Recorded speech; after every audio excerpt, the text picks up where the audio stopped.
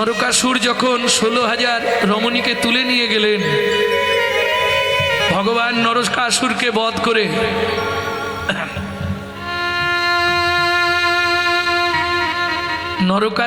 বধ করে সেই সব মহিলাদের ফিরিয়ে দিতে গেলেন তাদের স্বামীদের কাছে। কেউ ফেরত নিল না, ওরা দ্বিচারিণী হয়ে গেছে, ওদের আমরা কেউ নেব না। তখন কি করবে তারা ঠিক করলো গঙ্গায় ঝাঁপ দিব তেজিব পরাণ, শুধু মরণের কালে বলবো কৃষ্ণ কৃষ্ণ না। যেই ঝাঁপ দিতে যাবে ভগবান বললেন তোমরা ঝাঁপ দিও না, আমার স্বীকৃতি নিয়ে তোমরা বেঁচে থাকবে। ভাববেন না যেন ভগবানের 16,108টা বউ ছিল। সাবধান, মহিষী কোথাও বলা নেই ভগবান তাদের বিয়ে করেছিলেন, স্বীকৃতি দিলেন যাতে সমাজে তোমরা মাথা উঁচু করে বাঁচতে পারো। বুঝে নেওয়া গেল। এইবার চলুন, যে 8 জন স্ত্রী ছিলেন ভগবানের, 8টা, কালিন্দী, জম্বুবতী, নগ্নচিতা, রুক্মিণী, সত্যভামা, এরা হচ্ছে ভগবানের স্ত্রী দ্বারকায়। কেমন? এইবার এক একজনের 10টা করে ছেলে। তাহলে কত পিস ছেলে কৃষ্ণের? এক একজনের 10টা হলে 80টা, 80টার এক একজনের 10টা 800, 800-র এক একজনের 10টা 80,000। এবার ভাবুন, এইভাবেই ভগবান শ্রীকৃষ্ণের 56 কোটি যদুকুল। যারা হিসাব জানেননি একটু ভালো করে বুঝে নেবেন। ভক্তমণ্ডলী, ভক্তিমতী মায়েরা, বালি বধের কারণে ভগবান কথা দিয়েছিলেন তার ছেলেকে তুই জরাব্যাধ হয়ে জন্মাবি, আমি কৃষ্ণ অবতারে তোর হাতে এই প্রাণ দেব। আমি যেমন তোর বাবাকে মেরেছি তুই আমাকে মেরে তোর প্রতিশোধ নিবি। একটা কারণ। 2 নম্বর কারণ, কুরুক্ষেত্রের মাঠে গান্ধারীর অভিশাপ। তুই আমার ছেলেগুলোকে তীরবিদ্ধ করে করে মেরেছিস, তোকেও ব্যাধের হাতে তীর খেয়েই মরতে হবে। বুঝে নেওয়া গেল। 3 নম্বর অভিপ্রায়টা থাক, বলবো না নাকি? বলবো। 3 নম্বর অভিপ্রায় হচ্ছে আমি মর্তের মাটিতে জগন্নাথ রূপে প্রতিষ্ঠিত হব।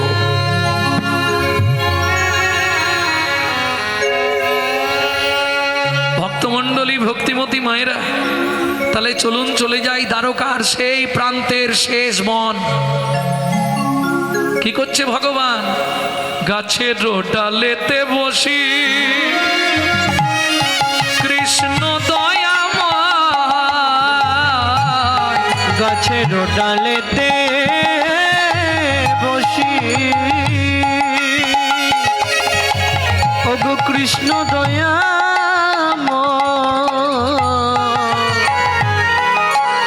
গাছের ডালেতে বসি ওগো কৃষ্ণ দয়াময়, হেন কালে জরাব্যাধ উপনীত হয়, হেন কালে জরাব্যাধ উপনীত হয়, ওগো হেন কালে জরাব্যাধ উপনীত হয়, ওগো হেন কালে জরাব্যাধ উপনীত হয়। সারাদিন ঘুরছে জরাব্যাধ জঙ্গলে, কোনো শিকার পায়নি, মলিন বদন। ভগবান মনে মনে ভাবলেন একটা কিছু শিকারকে দিতে হবে। কি করলেন? পা দুটো এমন ভাব নাড়াচ্ছে, জরাব্যাধ ভাবলেন কোনো পাখি লেজ নাড়ছে, দিল রে। সেই তীরবিদ্ধ হলেন ভগবান। সঙ্গে সঙ্গে ভগবানের দেহটা গাছের ডাল থেকে মাটিতে পড়ে গেল। ও মায়েরা, আমরা মরার সময় কাকে ডাকি?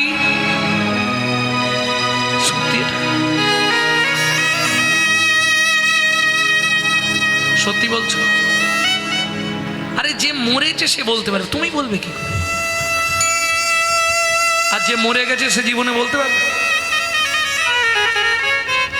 এটা শোনা বা আমরা আলোচনা করি যে মরার সময় হয়তো আমরা ভগবানকেই ডাকি। খুব কম ব্যক্তি আছে যে ভগবানকে ডেকে মরে। এটা আপনাদের বললাম কেন জানেন? তিনটে কারণে মানুষের মৃত্যু হয়: বায়ু, পিত্র, কফ। কেমন? তিনটে কারণে মানুষ মরে, হয় বায়ু, না হয় পিত্ত, নালে কফ। পিত্ত লিভারে জমে গিয়ে নিঃশ্বাস বন্ধ হয়ে গিয়ে মারা যায়, আর বায়ু ঊর্ধ্বগামী হয়ে গেলে সেরিব্রাল বা ব্রেন স্ট্রোক হয়ে যায়, কিংবা হার্টে এসে ধাক্কা মেরে দিলে হার্ট অ্যাটাক। আর মৃত্যুর আগের মুহূর্তে আপনি যত খুশি অ্যান্টিবায়োটিক খেয়ে রাখুন, তবু মৃত্যুর আগে এসে কফ গলাকে বন্ধ করে দেয়,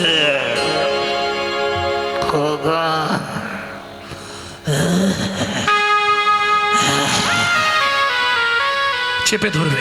কফ, রাজ্যের কফ এসে জমে যাবে, বেরোবে না তো। এর জন্যেই বারবার এই হাত তুলে হরিবোল বলানো, এটা প্র্যাকটিস করানো, বোঝা গেল না? অভ্যাস করানো। এই যে হরিবোল বারবার বলছেন, সেই সময় যদি একবার হড়কে যায় কৃপা হয়ে যাবে। মানে কি, রিজার্ভেশন করাই থাকছে, শুধু ওই দিন টিকিটটা কনফার্ম হয়ে যাওয়া। বুঝে নেওয়া গেল? না হলে মৃত্যুর সময় ডাকবে, ছেলের নাম ধরে খোকন, ঝটন, এই ডাকবে। যার জন্যে তো আগেকার দিনে এই কি করতো, ঠাকুরের নামে নাম রাখতো। ছেলেকে ডাকতে গিয়ে যদি ডাকা হয়ে যায়, যেটা অজামিলের হয়েছিল, 1 কড়ি 2 কড়ি 3 কড়ি 4 কড়ি 5 কড়ি 6 কড়ি 7 কড়ি 8 কড়ি 9 কড়ি পর্যন্ত কড়িতেই নাম ছিল। ব্রাহ্মণ বললেন, দেখ খালি কড়ি কড়ি কড়ি, এই ছোট ছেলের নাম রাখো নারায়ণ। আর বাবা মা দেখবেন সবার থেকে বেশি ভালোবাসে ছোটটাকে, মানে ওটা শেষ গুড়ন্তি, তো ওটা একটু ভালোবাসা বেশি পায়। ও মরার সময় যেই মনে সব ছেলেদের নাম ভুলে গিয়ে নারায়ণ নারায়ণ ডেকে দিয়েছে, ব্যাস বিষ্ণুদূত এসে হাজির। কেন? মৃত্যুকালে যদি জীব একবার তার নাম ধরে ডাকে, পুষ্পরথে স্বর্গবাসী জমছে দেখে। সারা জীবন করেনে, মরার সময় করে ফেলেছে, এতেই কৃপা হয়ে গেল। মরণকালে একবার তখন তো আসবেন, এই জন্যে প্র্যাকটিস করানো হয়। তাহলে যাই হোক, আমরা মরার সময় ভগবানের চিন্তা করি, ভগবানকে ডাকবার চেষ্টা করি, বা বিপদে পড়লে কি করি, ভগবান রক্ষা করো, তাই না? বিপদে পড়িয়া সাধু কলা চোপা খায়, আর বিপদ কাটিয়া গেলে বৃদ্ধ অঙ্গুলি দেখায়। বিপদে পড়লেই ভগবান। नित न हंते हरि मिले तो बदूर बंद रही, दुख में सब कही हरि भजेगा, बोलो सुख में भजे कोई, ताई ना? तुलसी पितले हरि मिला तो मैं पितला हूँ झाड़, पाथर पूजले हरि मिला तो मैं पूजता हूँ पहाड़, मैं पूजता हूँ पहाड़। दूध पिले से हरि मिला तो हरि मिला तो बहुत बदसो वाला, बहुत बदसवाला। मीरा कहे बिना प्रेम से, बिना प्रेम से नहीं मिले नंद लाला, नहीं मिले नंद लाला। प्रेम बिना ताके पावा जाबे ना। তাহলে সবাই বিপদে পড়লে ভগবানকে ডাকি, ভগবান গাছ থেকে পড়ে গেল, পা থেকে গল গল করে রক্ত বেরোচ্ছে, যন্ত্রণায় ভগবান ছটপট করছে। এত শিষ্য, এত ভক্ত, দ্বারকায় কত হাজার বললাম, যদুকুল 56,000, বলো 56 কোটি। একজনের কারোর নাম মনে নেই ভগবানের, কাউকে একটা ডাকছে না। কার নাম ধরে ডাকছে ভগবান? অর্জুন, অর্জুন,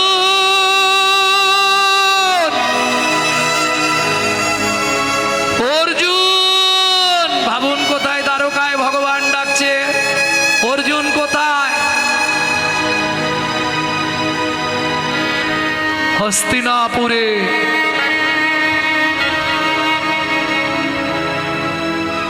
নিমিষে পৌঁছাতে হবে। সম্ভব? এ একমাত্র কৃষ্ণ কৃপা না হলে হয় না। সখা আসছি, এইখান থেকে লাভ দিল, পৌঁছে গেল দ্বারকা। সামনে গিয়ে অর্জুন আছাড় খেয়ে পড়লো। একই অবস্থা, কি হয়েছে তোমার? দু চোখ দিয়ে জলে ভেসে যাচ্ছে। ওই জরা বেদ আমায় তীর বিদ্ধ করে দিয়েছে। ক্রোধে অগ্নি প্রজ্বলিত অর্জুন। সখা তুমি একবার বলো, ওই জরা বেদকে আমি শেষ নিঃশ্বাস দিয়ে দিই, ওকে আজ আমি শেষ করে ফেলবো। অর্জুন, আমি ওকে বলেছিলাম তেতা যুগে দাপড়ে তুই আমায় মারিস, আমি যেমন তোর বাবাকে মেরেছি তুই আমাকে মেরে সেই প্রতিশোধ নিয়ে নিস। এ তুমি কি করলে সখা? অর্জুন, আমার আর সময় নেই, আমাকে চলে যেতে হবে। তুমি খুব তাড়াতাড়ি দ্বারকাপুরীতে খবর দিয়ে দাও, আর 1 থেকে 2 দণ্ড সময়ের মধ্যে দ্বারকাপুরী জলের নিচে চলে যাবে। সবাই যেন দ্বারকাপুরী ছেড়ে বেরিয়ে চলে যায়। ছুটছে অর্জুন। তুমি সখা একটু অপেক্ষা করো, আমি খবর দিচ্ছি। ঊর্ধ্বশ্বাসে ছুটলেন দ্বারকাপুরীতে। কে কোথায় আছো? বেরিয়ে এসো। রুক্মিণী, সত্যভামা, নগ্নজিতা, কালিন্দী সবাই ছুটে এলো। একে একে ভর্তি হয়ে গেছে অর্জুনকে ঘিরে। কি হয়েছে? কথা আর বলতে পারছে না। আর মুখ থেকে কোনো আওয়াজ বেরোচ্ছে না অর্জুনের।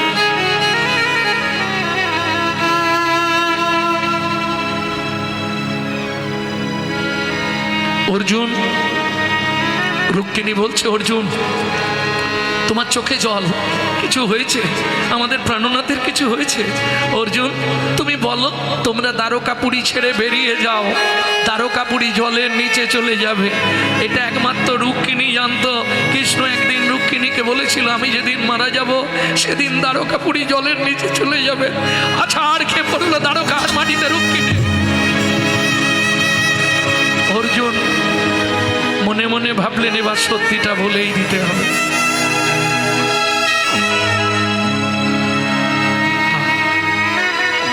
বলো অর্জুন, বলো, আর চুপ করে থেকো না। কি হয়েছে? প্রভু বিদায় নিচ্ছে, দেরি নাই।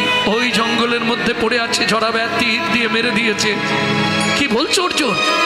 ঊর্ধ্বশ্বাসে ছুটলেন সবাই, কিন্তু এরা পৌঁছাবার আগে ভগবানকে চলে যেতে হবে, নালে মায়ায় যে বেঁধে ফেলবে। অর্জুন ছুটতে ছুটতে ফিরে আসছে। পথেই দেখতে পেল উদ্ধবকে। উদ্ধব, উদ্ধব আর দেরি করো না, উদ্ধব চলো আমার সঙ্গে। কি হয়েছে অর্জুন? উদ্ধব, ভগবানের আজ বিদায় বেলা। কি বলছো অর্জুন তুমি? কি বলছো অর্জুন? ছুটতে ছুটতে এসে আছাড় খেয়ে পড়লেন ভগবানের চরণে। এক পায়ে ধরেছে অর্জুন, আর এক পায়ে ধরেছে উদ্ধব। সখা যেও না, সখা তুমি যেও না, ওগো প্রাণ সখা।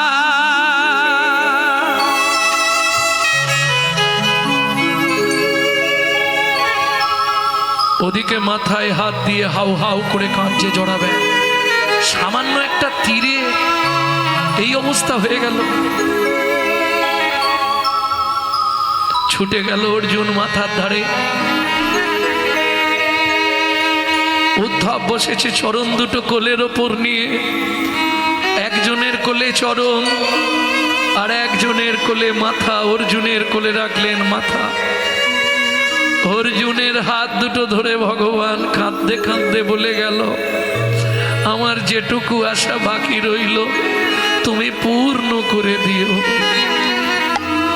কৃষ্ণ কৃষ্ণ কৃষ্ণ।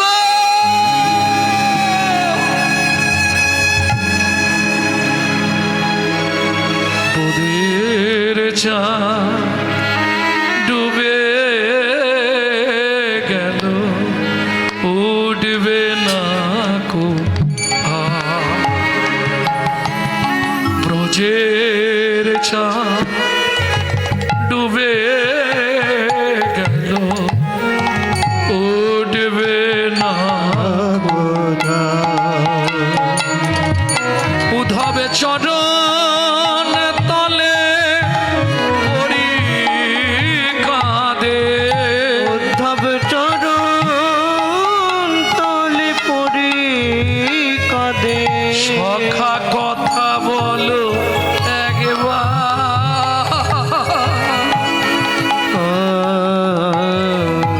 উঠবে না কো ব্রজের চাঁদ ডুবে গেল উঠবে না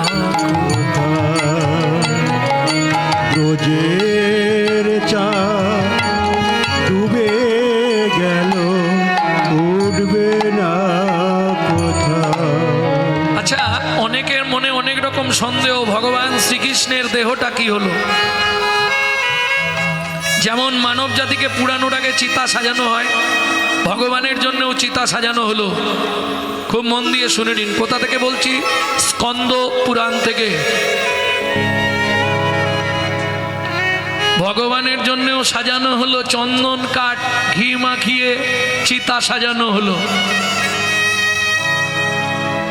দ্বারকাবাসী এসে তখনও পৌঁছাতে পারেন। উদ্ধব চরণটা ধরেছে, মাথাটা ধরেছে অর্জুন, দুইজন মিলে চিতার ওপর তুলে দিলেন ভগবানকে। এতক্ষণে দ্বারকাবাসী এলেন, তখন কৃষ্ণ চিতার ওপর।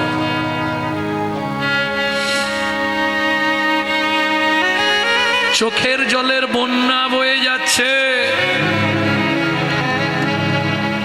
মূলধন মূল সম্পদ চলে যাচ্ছে। অষ্টমহিষীরা আছাড় কাছাড় খাচ্ছে দ্বারকার মাটিতে। কথা বলো কৃষ্ণ, কথা বলো।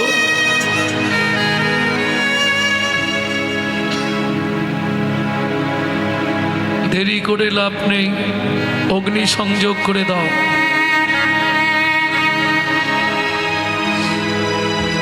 এখন তাদের বাড়ির জিনিস, তারা যদি বলে আগুন দিয়ে দাও, আমার কি আছে? কে আগুন দেবে? আগুনটা দেবে কে? রুক্মিণী বললেন, সবাই মিলে যাকে বলবে সেই দিয়ে দেবে। তা আমাদের দ্বারকাপুরে তো ছেলের অভাব নেই, যে হোক একজন দিলেই হবে। রুক্মিণী বললেন, না, ওটা হবে না। ভগবান কৃষ্ণকে যে সে আগুন দেবে, এটা মেনে নেওয়া যাবে? সবার আগে প্রতিবাদ করলেন রুক্মিণী। কেন? রুক্মিণী বললেন, যদি আগুন দিতে হয় অর্জুনের যথাযোগ্য, যাকে নিমিষ না দেখতে পেলে পাগল হয়ে যেত। আমরা 8 জন থাকতে, এত নাতি নাতনি, এত সম্পদ থাকতে, তবু সে অর্জুনকে চোখে হারাতো সবসময়। অর্জুন দেবে আগুন। চলুন, অগ্নি সংযোগ করবে তো, কিন্তু জ্বালাবে কি? যেটাই জ্বালাচ্ছে যাচ্ছে সেটাই জ্বলছে না।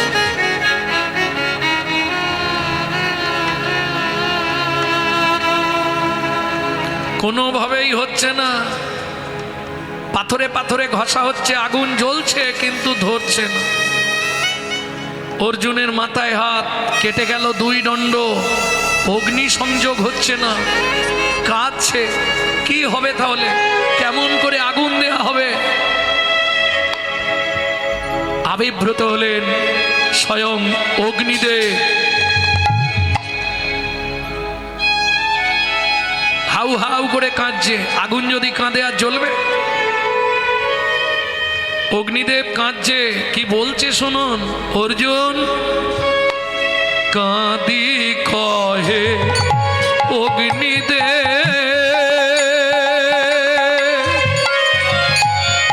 শোনো হে অর্জুন,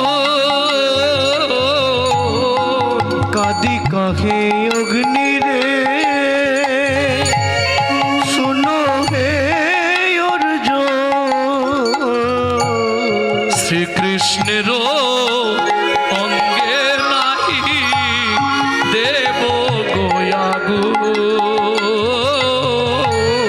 কৃষ্ণ অঙ্গেতে আমি না দেব আগো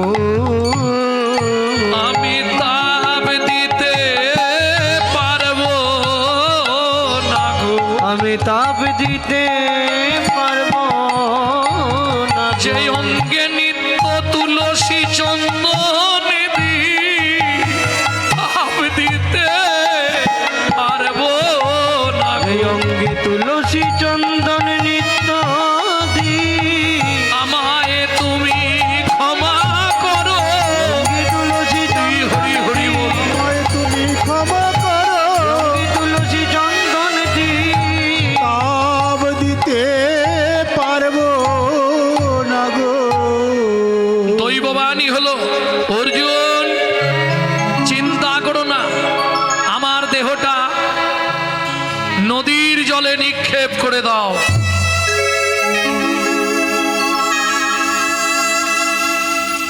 সবাই মিলে ধরাধরি করে ভগবানের দেহটা নদীর জলে নিক্ষেপ করলে আর যেই না গঙ্গায় ফেললো সঙ্গে সঙ্গে কি হলো যেন শ্রী গঙ্গা উথুলিল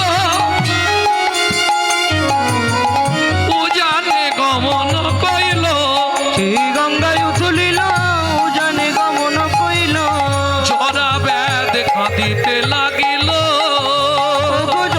বেদ কাঁদিতে লাগিল আমি আমার পাপের প্রায়শ্চিত্ত করব ও মায়েরা কি করে পাপের প্রায়শ্চিত্ত করবে ভগবানের দেহ যায় হেসে নিরে নিরে জরা ব্যাধ যায় তীরে তীরে ভগবানের দেহ যায় নিরে নিরে জরা বেদ যায় তীরে তীরে লক্ষ্য করে চলেছে যেদিকে যাচ্ছে সেই দিকেই হাঁটছে জরা ব্যাধ তীর দিয়ে হাঁটছে আর জল দিয়ে দেহ ভেসে যাচ্ছে কতদিন গেল 6 মাস আহার নিদ্রা অলস পাপের প্রায়শ্চিত্ত করছে কিভাবে দেখো আমি চাই তোমার দেহের সঙ্গে যেন আমিও মরতে পারি যে পাপ আমি করেছি এই পাপের কোনোদিন প্রায়শ্চিত্ত হবে না যে চরণে কোটি কোটি ভক্ত সাধু মুনি যোগী ঋষি তুলসী চন্দন দেয় আমি সেই চরণে তীর বিদ্ধ করেছি সেই চরণ থেকে রক্ত স্খলিত করেছি এর থেকে মহা পাপ আর পৃথিবীতে কিছু নেই আর পাচ্ছে না চলতে পারছে না 6 মাস 13 দিন আর পাচ্ছে না যখন কোনো ধারে এসে ঠেকে যায় দেহটা জরাব্যাধ সেইখানেই বসে থাকে আবার যখন গঙ্গায় উজান আবার দেহ যেতে থাকে তখন আবার এসে পৌঁছালো কোথায় ব্রহ্ম পর্বত উমা যেই ব্রহ্ম পর্বতের সন্নিকটে দেহ ভেসে এলো হঠাৎ দেখা গেল আর দেহ নাই আস্তে আস্তে দেহ জলে বিলীন শুধু নাভির কাছটা ভেসে আছে দৈববাণী হলো কেঁদে উঠলো জরাব্যাধ কেন তোমার দেহ তুমি লুকিয়ে দিলে ভগবান বলো আমি কি আমার পাপের প্রায়শ্চিত্ত করতে পারবো না বলো না ভগবান কি করলে আমার পাপের প্রায়শ্চিত্ত হবে বলো ভগবান বলো আর না হলে এই মুহূর্তে এই ব্রহ্ম নদীতে আমি ঝাঁপ দেব এত বলি জড়াবে ঝাঁপ দিতে গেল তৎক্ষণাৎ স্বর্গ হইতে দৈববাণী হইল তৎক্ষণাৎ স্বর্গ হইতে দৈববাণী হইল জরাব্যাধ আমার এই নাভি নিয়ে গিয়ে ব্রহ্মমোহন পর্বতে প্রতিষ্ঠা করো কীটুং রূপে কৃষ্ণ শব্দে কৃষ্ণ, টুং শব্দে নাভি। এইভাবেই সেবা করতে থাকো, তোমার বংশেই জন্মগ্রহণ করবে বিশ্বা বসু। সেই প্রতিষ্ঠা করবে আমাকে নীল মাধব রূপে। শুনিয়া দৈবের বাণী আনন্দিত হয় তখনই, শুনিয়া দৈবের বাণী আনন্দিত হয় তখনই, শুনিয়া দৈবের বাণী আনন্দিত হয় তখনই, শুনিয়া দৈবের বাণী আনন্দিত হয় তখনই। পর্বত পরিপ্রতিষ্ঠিত কইল, পর্বত পরিপ্রতিষ্ঠিত কইল, পর্বত পরিপ্রতিষ্ঠিত কইল, পর্বত পরিপ্রতিষ্ঠিত কইল। উলুধ্বনি জয়ধ্বনি দেবগণ পুষ্পমণি, উলুধ্বনি জয়ধ্বনি দেবগণ পুষ্পধ্বনি, উলুধ্বনি জয়ধ্বনি দেবগণ পুষ্পবর্ণী, উলুধ্বনি জয়ধ্বনি দেবগণ পুষ্পধ্বনি। ব্রহ্মমোহন আদি তীর্থ কইল, অঙ্গমোহনাদি তীর্থ কইল। কিছুদিন পরে জরাবেদ মারা গেল। জরাবেদের বংশধর পুত্র হয়ে আত্মজ হয়ে জন্মালেন বিশ্বা বসু। জাতিতে সবর, সবর মানে বোঝেন তো, চণ্ডাল। ভগবান যত কৃপা করেছে না, সবাই নিচু কাস্টে। দেখবেন আমাদের মতো ব্রাহ্মণদের কৃপা করে কে? বিশ্বা বসু সবররাজ। সবর মানে ওই যারা মরা টরা পুরায়, কি বলে, চণ্ডাল এক কথায়। কিন্তু শাস্ত্র যে বলে গেছে চণ্ডাল হপি মুনি শ্রেষ্ঠ হরি ভক্তি পরায়ণা। তাহলে কীটুম পরে সবররাজ প্রতিষ্ঠা করলো নীল মাধব।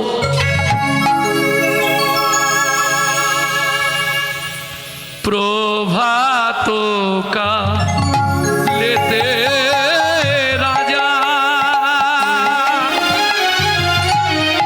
দেখিলা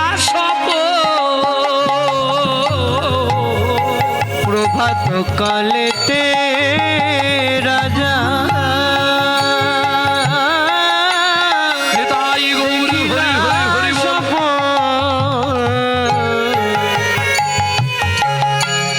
প্রভাত কাল, ও মায়েরা, সূর্য উদয়ের 2 দণ্ড আগে পর্যন্ত যদি কেউ স্বপ্ন দেখে, কোন পাশ ফিরে জানো? জানো না? ডান দিক ফিরে স্বপ্ন দেখলে সেই স্বপ্ন সত্যি হয়।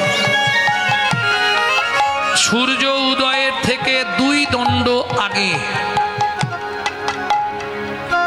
প্রভাত সময়ে রাজা দেখিলা স্বপ্ন। প্রভাত সময়ে রাজা দেখিলা স্বপ্ন। রানীরে ডাকিয়া কহে বিচলিত রানী রে ডাকিয়া কহে বিচলিত রাজাটিকে উড়িষ্যা উৎকল রাজ রাজা ইন্দ্রদ্যুম্ন, স্ত্রী গুন্ডিচা দেবী, প্রচণ্ড ধার্মিক। কোনোদিন বাড়িতে অতিথি সেবা না হলে তিনি জল খেতেন না। যেদিন অতিথি না আসবে ভিক্ষা করতে বলুন বা সাহায্য চাইতে বলুন, যেদিন অতিথি না আসবে সেদিন রানী উপবাসে থাকতেন। আরে সংসার তবে তো সুখের হয়। সংসার সুখের হয় কাদের জন্য? ও রমণীর গুণে। যাই হোক, রমণীর গুণে সংসার সুখের হয়। আবার এমনও নারী আছে যার জন্য সংসার একবারে কোথায় যায়, সে আবার কোন জায়গা ঠিকানা দাও। দাদু বলছে জাহান্নামে যায়, সে আবার কি? আরে জাহান্নাম কোথায়? ও যমরাজের পাশে। সত্যি কথা প্রথম ভাষাটা শুনলাম, যাই হোক এটা একটা নতুন ভাষা শুনলাম, জাহান্নাম নাকি? বাহ, না না, নারী হচ্ছে ত্রিধাগতি, বুঝতে হবে। সবাইকে এক পাল্লায় ওজন করলে হবে না, নারী ত্রিধাগতি। একটা হচ্ছে বিশেষ করে নারীর তো চলার পথ দুটো, একটা সামঞ্জস্য, একটা অসামঞ্জস্য। সামঞ্জস্য নারী কারা জানো? স্বামীর 10,000 আয়, ও 10,000 আয় সংসার ম্যানেজ করবে। অসামঞ্জস্য, স্বামীর আয় 10,000, মাসে খরচ 25,000, কোথা পাবে? দেখ পাড়ায় গ্রুপ লোন আছে না, বন্ধন নিয়ে এনে না, তারপর দেখা যাবে। এদিকে নেই লোন, নেই গ্রুপ লোন। ভক্তমন্ডলী ঘরে ঢুকতে গেলে মাথা নিচু করতে হয়, আর মাসে ক্রিম লাগে 6,000 টাকা। মুখে আছে অন্তরে নাই, তেমন শিক্ষার মুখে চাই। তাহলে সংসার সুখের হয় রমণীর গুণে। প্রত্যেক দিন রাজা ইন্দ্রদ্যুম্ন যা ঘটবে সারাদিন সব স্ত্রীর কাছে বলবে। স্বামী স্ত্রী যদি একসঙ্গে এক হবে না চলা যায়, সে সংসার টেকানো মুশকিল আছে। যা করবো দুজনে, কি? তবে তো তুমি আমার বন্ধু, আমি আরে এখন না হয় যৌবনের তেজ আছে, যখন বুড়ো হয়ে যাবো কে দেখবে? ক্ষয়গিন্নি ওষুধরা দাও। সে হাত কাঁপলেও এনে জলের গ্লাসটা দেয় তো এখনো দাদু।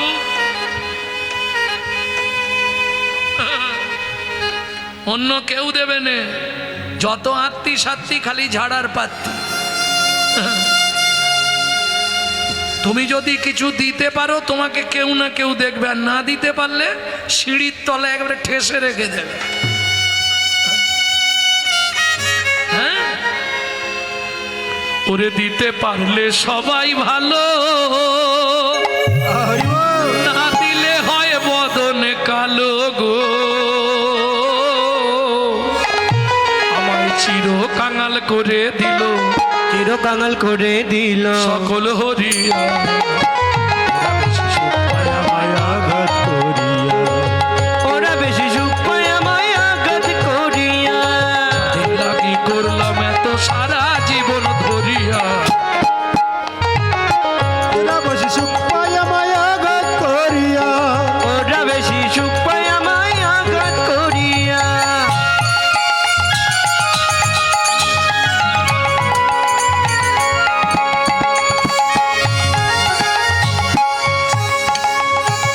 কি গো, সেদিনের কথাগুলো একটু ভাবো।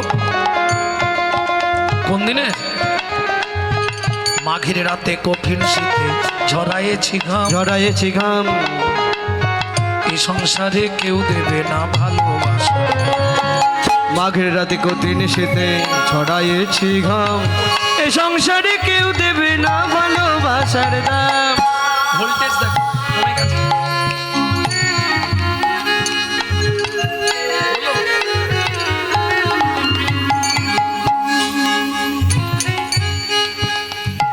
মাঘের রাতে কঠিন শীতে ঝরায়েছি ঘাম, এই সংসারে কেউ দেবে না ভালোবাসা। ওগো বেহিসেবি খাটনি খেটে দিনগুলো মোর গেল কেটে গো।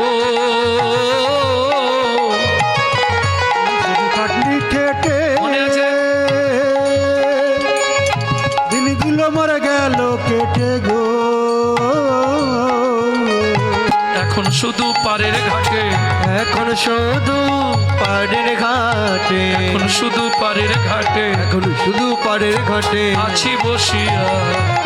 ওরা বেশি সুখ পায় আমায় আঘাত করিয়া, ওরা বেশি সুখ পায় আমায় আঘাত করিয়া, ওরা বেশি তাই সুখ পায় বল হরি হরি আঘাত হরি করিয়া। রানী শোনা যাচ্ছে না, তাহলে মনিটরটা বাড়ি দাও, মনিটর বাড়ি দাও। রানী, আমি ভোরের বেলা স্বপ্ন দেখলাম। কি স্বপ্ন মহারাজ? ওই জন্যে তারপর থেকে আপনি আর ঘুমাননি, খালি এমাতো ওমাতা করছেন, বিচলিত হচ্ছেন। কি স্বপ্ন দেখেছেন বলুন আমার রানী? সে স্বপ্নের কথা কি বলবো, কে যেন আমায় বলছে, রাজা আর তুমি অন্ধ থেকো না, তুমি প্রতিষ্ঠা করো জগন্নাথ। এই আপনার মনের ভ্রম। কাল সন্ধেবেলা ওই গল্প করছিলেন, ঠাকুর ঠাকুর করে গল্প করছিলেন, কোনো একটা ঠাকুর প্রতিষ্ঠা করব, তখন কে একজন আপনাকে বলছিল না, ব্রাহ্মণ মশাই নাকি, যে জগন্নাথ নামে একটা বিগ্রহ প্রতিষ্ঠা করলে ভালো হয়। ওইটা ভাবতে ভাবতে ঘুমিয়েছেন, ওইটাই মনে জেগেছে না।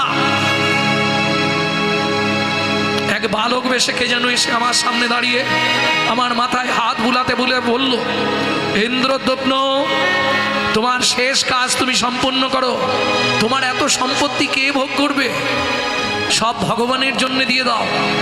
18টা সন্তান একে একে তোমার মারা গেছে, তাদের আত্মশুদ্ধির জন্যে, তাদের আত্মা উদ্ধারের জন্যে তুমি এক কাজ করো রাজা। মনে আছে তো, ইন্দ্রদ্যুম্নের 18টা সন্তান মরেছিল একই দিনে একই সঙ্গে। আমাদের একটা চলে গেলে মাথা গুড়া গুড়া করি, কে? 18টা সন্তান মরে গেল ইন্দ্রদ্যুম্নের। কার অভিশাপ ছিল জানো? তাও জানো নি? কীর্তন তাহলে কি শোনো। যখন কইকেয়ী যুক্তি দিল না, মন্থরার যুক্তি পেয়ে কইকেয়ী বলল রাজা দশরথকে, আমার ছেলে ভরত রাজা হবে, তোমার রামকে 14 বছর বনে দিতে হবে। কৌশল্যা গিয়ে কইকেয়ীর পাটা ধরেছিল চেপে, কইকেয়ী তুই আর যাইবারে বল, আমার রামকে 14টা বছর হারা করিস না, যে রাম বিনে আমি নয়নের নিমিষ ফেলতে পারি না, এই কষ্ট আমাকে দিস নে কইকেয়ী। পা দিয়ে লাথি মেরে কৌশল্যাকে ফেলে দিয়েছিল কইকেয়ী। কাঁদতে কাঁদতে কৌশল্যা দাঁড়িয়ে বলেছিল, শুনে রাখ, আমি তোমার তো 14টা বছর কাঁদব, যদি একদিনের জন্য ভগবানের চরণে এক ফোঁটা চোখের জল দিয়ে থাকি, তারই জোরে আমি তোকে বলে রাখছি কইকেয়ী, আমি 14 বছর কাঁদবো, কিন্তু তোকে 3 জনম কাঁদতে হবে। তোকে 3 জনম কাঁদতে হবে। ও কইকেয়ী তোকে কথা দিলাম, 3 জনম কাঁদতে হবে। কইকেয়ী তোকে কথা দিলাম, 3 জনম কাঁদতে হবে। সেই 3 জনমের একটাই বলবো, কি বলে দেবো? সেই 3 জনম কি কি? প্রথম জন্ম হবে তোর দেবকী রূপে। দেবকী, ভগবানকে দেবার মতো তোর বক্ষে স্তনদুগ্ধও থাকবে না, তোর নাম হবে দেবকী। দ্বিতীয় জন্ম হবে তোর কোথায়? ইন্দ্রদ্যুম্ন রাজার স্ত্রী গুন্ডিচা রূপে। একসঙ্গে একদিনে 18টা সন্তান তোর মরবে আকস্মিক দুর্ঘটনায়। তারা জন্ম নেবে পুরীর আগে 18 নালা হয়ে। তৃতীয় জন্ম হবে তোর সচিমা রূপে। এক এক করে 8টা সন্তান হারাবি রে। নবম সন্তান বিশ্বরূপ, সে চলে যাবে।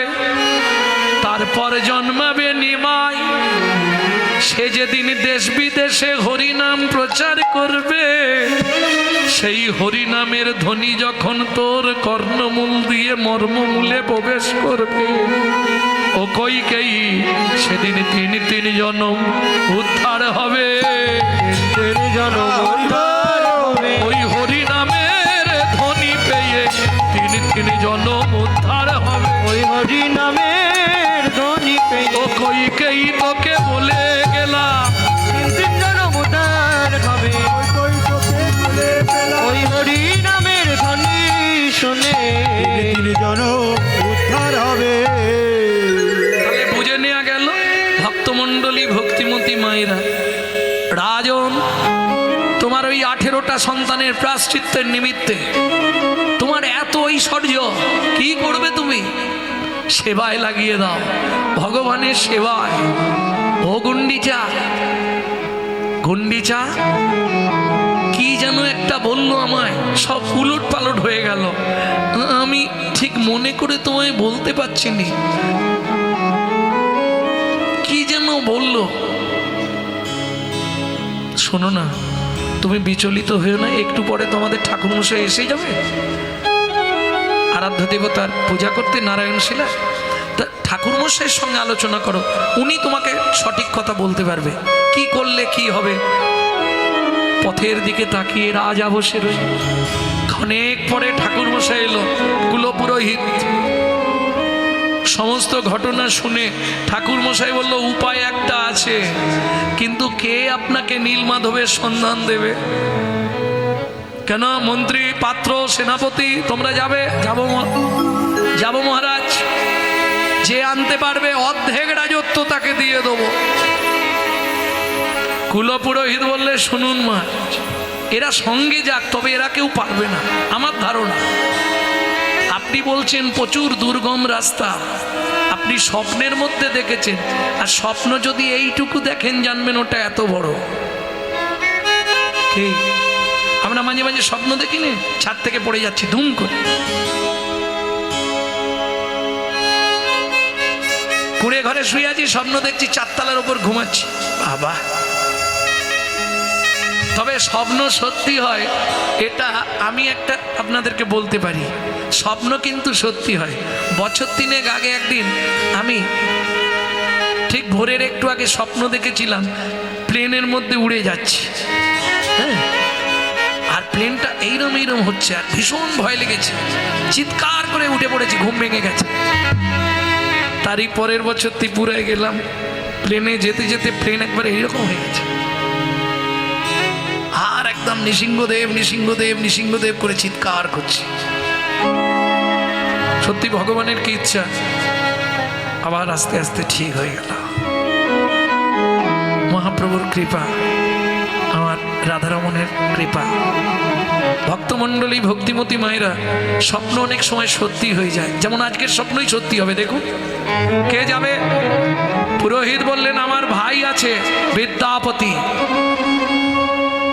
একদম নিষ্কলঙ্ক, নিষ্পাপ, নিরাতঙ্ক ব্রাহ্মণ। বোঝা গেল? নিরাতঙ্ক মানে কোনো ভয় নেই, নিষ্কলঙ্ক যার এক বিন্দু কলঙ্ক নেই, নিষ্কাম কোনো জিনিসের প্রতি যার কোনো লোভ নেই, এই রকম ব্রাহ্মণ একমাত্র আমার ভাই, আমিও নয়।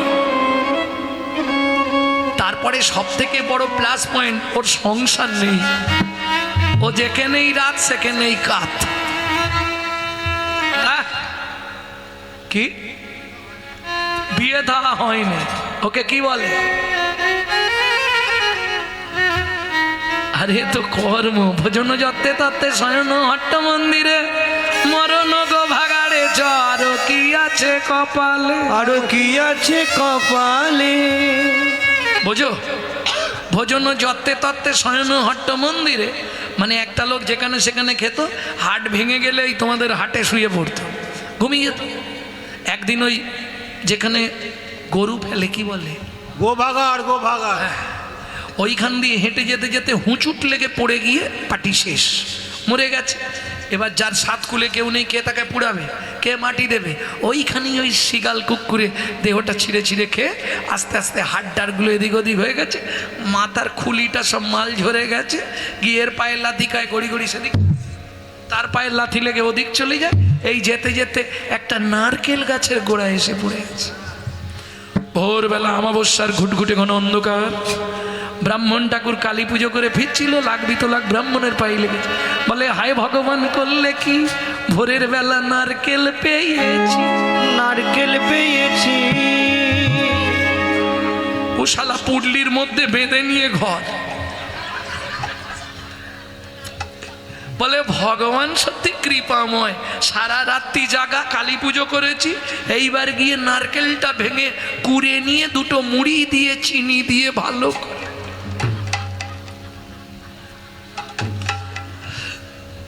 পাটি এসেছে, এসে জামা কাপড় ছেড়েছে, অগিন্নি একটু নারকেলটা ছাড়িয়ে দিবে। বলে, আমি পারবো নি, তুমি তোমার করে নাও।